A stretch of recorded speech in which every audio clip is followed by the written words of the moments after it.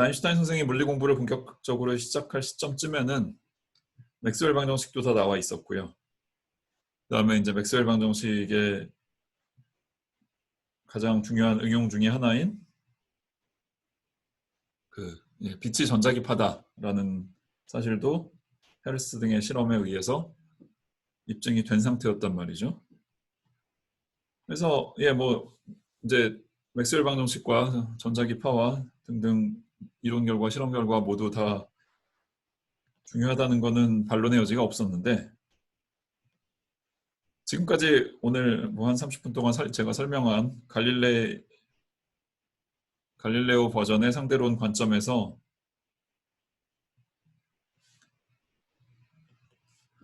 전자기력도 잘 수용을 할 수 있겠느냐라는 질문을 던질 수 있고요.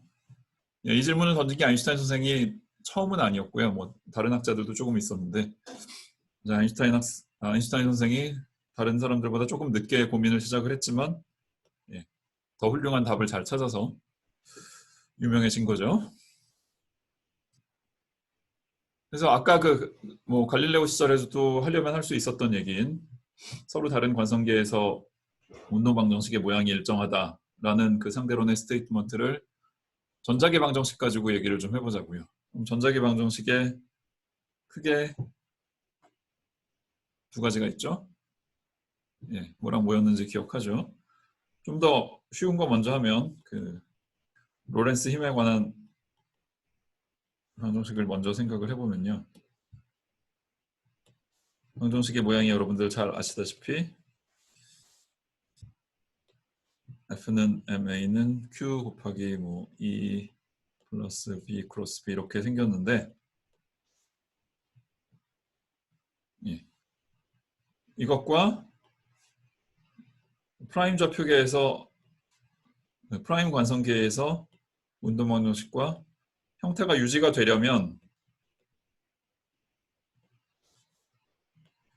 어떤 점들을 고려를 해줘야 될 것이냐가 질문인 거예요.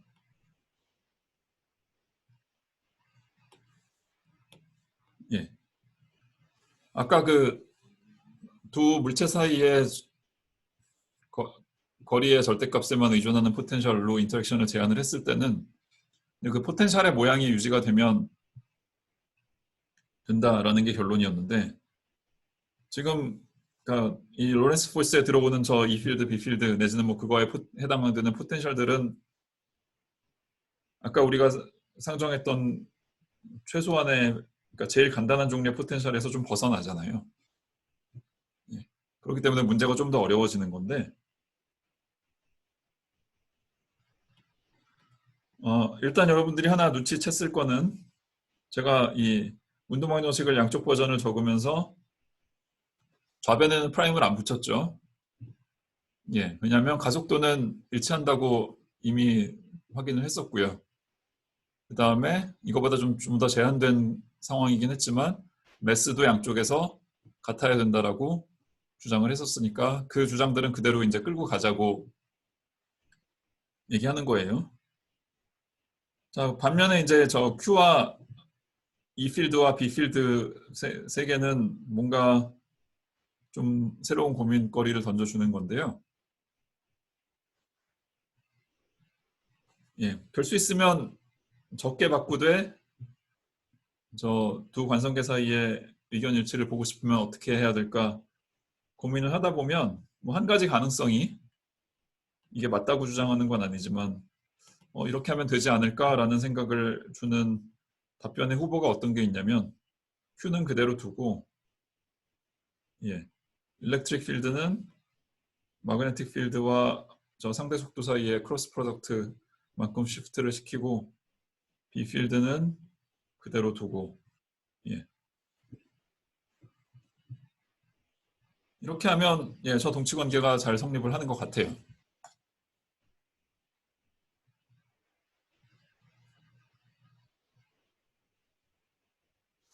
이게 답일까요? 글쎄요. 아직은 모르죠. 왜냐하면 그러니까 이게 답인지 아닌지 확인하고 싶으면 뭐 실험하는 사람 입장에서는 실험이랑 맞는지를 확인을 해야 될 거고요. 일어나는 사람 입장에서는 딱 요 로렌츠 포스 방정식만 봐서는 문제가 없어 보이는데 이게 방정식이 이게 다가 아니잖아요. 예. 다른 방정식들도 지금 제안한 저 솔루션이라고 부른 것과 서로 모순을 일으키지 않는지 봐야 되는데요. 예, 여러분들이 잘 알다시피 전자기에는 로렌츠 포스 방정식만 있는 게 아니라 맥스웰의 필드 방정식이 있고요. 예, 여러분들 뭐 맥스웰 방정식도 다 잘 기억해서 쓸 수 있을 거라고 기대를 하는데 예, 맥스웰 방정식 기억 잘 안 나는 사람들은 어떻게든 기억을 되살리기를 바랍니다. 적어도 이번 한 학기 동안은 잘 기억을 하고 있어야 돼요.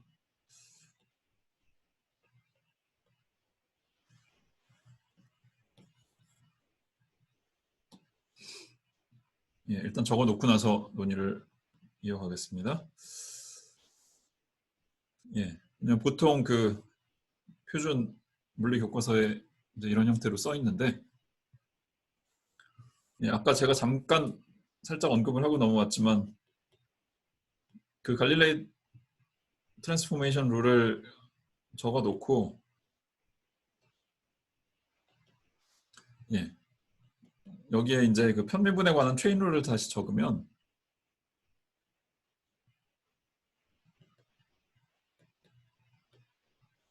아까는 예, 조금 전까지는 그냥 포인트 파티클들의 다이나믹스만 얘기를 했기 때문에 티가 안 났는데 이제 웨이브 이퀘이션 같은 거를 쓰다 보면은 예, 공간 편미분, 시간 편미분이 다 들어오고요. 특히 저 시간 편미분 쪽에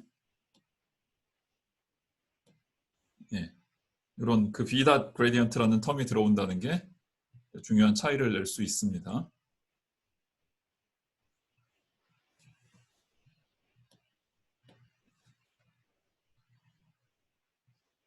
예, 그래서 이제 여기서 던질 수 있는 질문이 뭐냐면 예, 질문.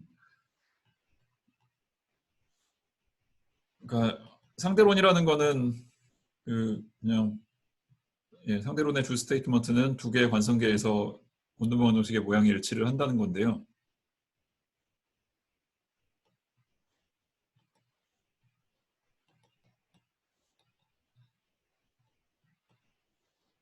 지금 방정식에 들어오는 물리량들이 많아졌으니까 예, 일렉트릭 필드, 마그네틱 필드, 그다음에 차지 덴시티, 커런트 뭐 이런 게 들어왔으니까 모든 방정식들이 다 잘 유지가 되려면 모든 방정식들의 형태가 유지가 되려면 저 모든 물리량들이 다 같이 움직여야지 뭐 하나는 움직이고 하나는 안 움직이고 그러면 탈이 나겠죠 당연히. 자 근데 저 예, 맥스웰 방정식 딱 4개를 써놓고 저 모든 물리량들이 동시에 트랜스포메이션을 해가지고 그러니까 물리량들 뿐만 아니라 저 편미분들도 같이 트랜스포메이션을 해서 모든 게 잘 맞아떨어지기를 바라는 게 적어도 처음 생각해보면 결코 만만한 과정이 아니에요. 예. 그래서 문제가 좀 어렵네라는 느낌이 들 수가 있는데 예. 그 아인슈타인 선생이 그랬듯이 좀 문제가 복잡하다 싶으면 그냥 처음부터 복잡한 문제를 풀려고 덤비기보다 예. 문제의 어떤 키포인트는 유지를 한 채로 좀 더 단순화된 문제를 만들어낼 수 없을까 고민을 해볼 수 있단 말이죠. 그래서 예, 여전히 이제 최종 목표는 맥스웰 방정식이지만 조금 더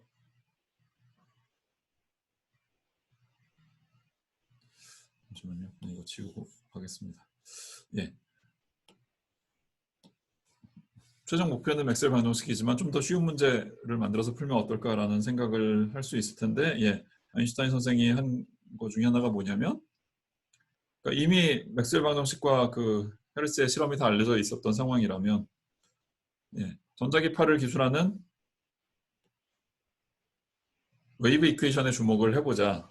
그것도 뭐 전하분포, 전류분포가 복잡하면 어려울 수 있으니까 그냥 텅 빈 공간에서 전하 전류 다 끄고 전자기 파만 멀리 멀리 퍼져나가는 그런 과정을 상상을 해보자는 거예요.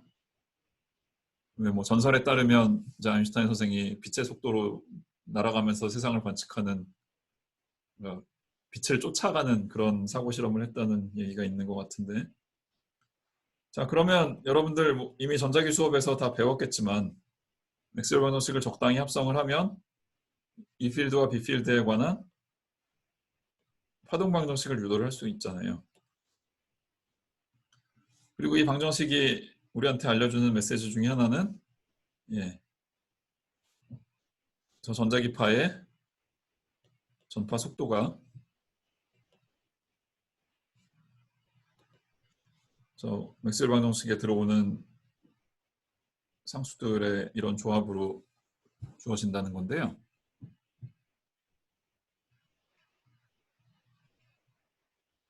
예. 근데 저 맥스웰 방정식이 완성되기까지 뭐 수십 년이 걸렸고 굉장히 유명한 학자들이 많이 기여를 했고 그렇게 완성이 됐는데, 예. 처음부터 사람들이 전자기파로 빛을 기술하려고 했던 게 아니잖아요.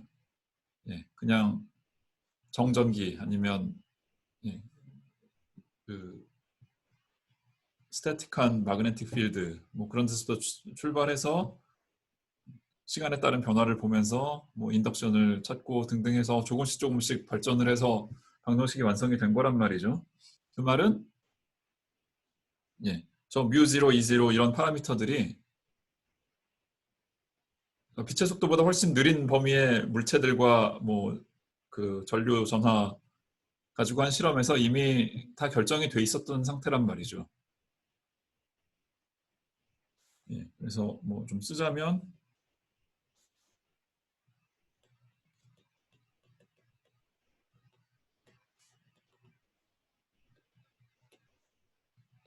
예, 빛보다 훨씬 느린 실험 장비만 가지고 한 실험에서 이미 저 맥스웰 방정식은 잘 테스트가 돼 있었단 말이죠.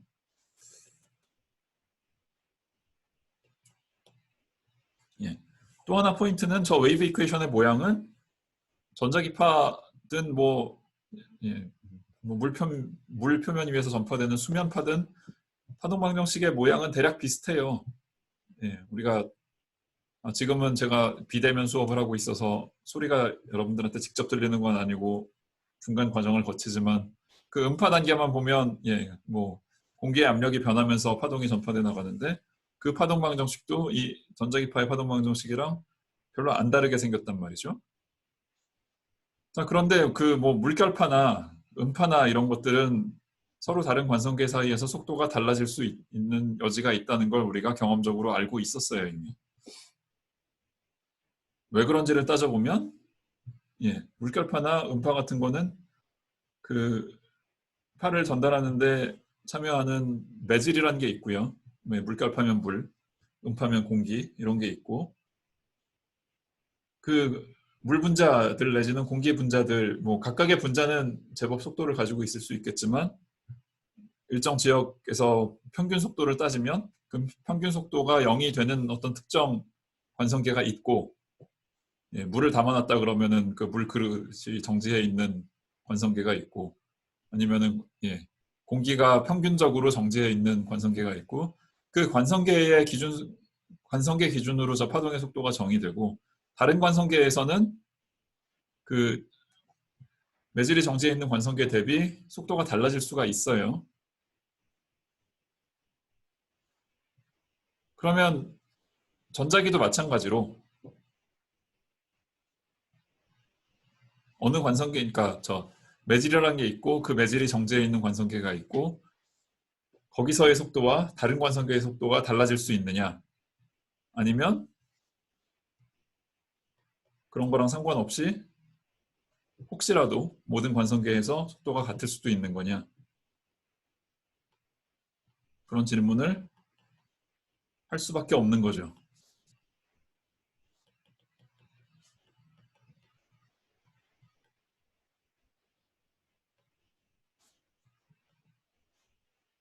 그래서 이미 그러니까 갈릴레오의 상대론의 트랜스포메이션에 충분히 익숙해졌다면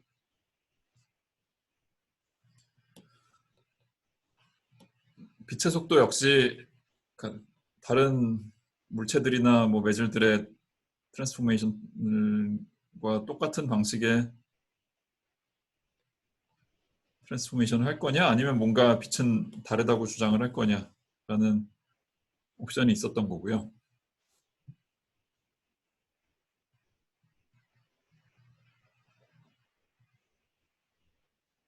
예, 그래서 크게 두 가지가 옵션이 있는데,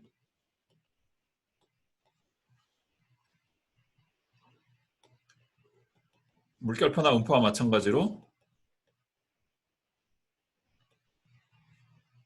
빛의 속도도 인베리언트하지 않다라는 옵션이 있고요.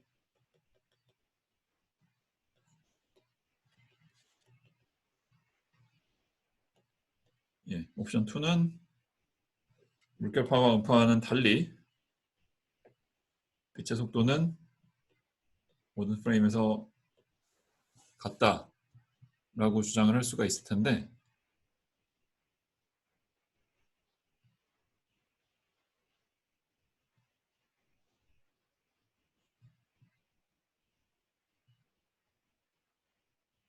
저 첫 번째 옵션을 택한다면, 예, 맥스웰 방정식은 뭔가 펀더멘탈한 방정식 지위를 잃어버리는 거예요.